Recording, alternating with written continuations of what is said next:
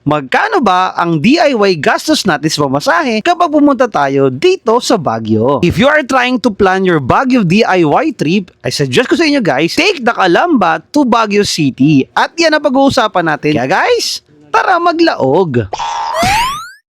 Mula sa Lipa mga kalaog, kasama ko si mother ko at aking mga kapatid, nagkameron kami guys ng ride 60 pesos papunta dito sa Bicol Isarog, dito po sa may tapat ng Shakey's sa May Turbina, Calamba City. We are trying to take guys yung 4 AM nilang biyahe na express trip for 5 to 6 hours, mas mabilis po kesa do sa inner city na 7 to 8 hours. And as early as 3 AM yan dyan na po kami para kami mauna dahil kami naman po ay mga chance passenger at di po kami nag-book online. And para po sa schedule guys, pa-screenshot na lamang po ang inyong nasa screen. Yan po. May additional 50 pesos mga kalaog kapag po kayo nagpa-schedule or nagpa-book online.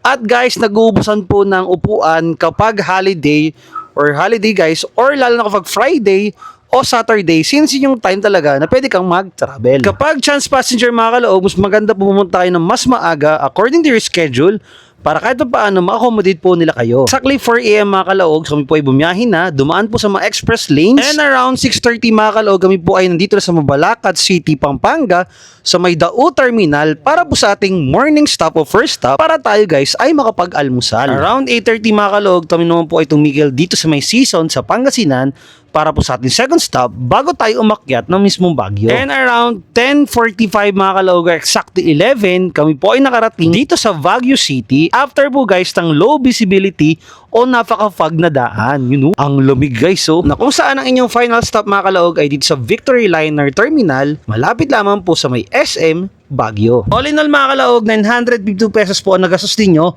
plus yung pamasahe nyo papunta sa terminal ng bus dito sa Bicol Isarog. Making it double mga kalaog, you need to spend 1,904 pesos plus guys, yung pamasahe ninyo papunta dito sa Bicol Isarog Terminal at pabalik po sa inyo. And guys, stay tuned for more video kasi bukas pag-uusapan po natin guys ang gastos, kung ano mga pwedeng kainan dito at iba pang mga trip dito lang po sa Baguio. Ingat po and God bless.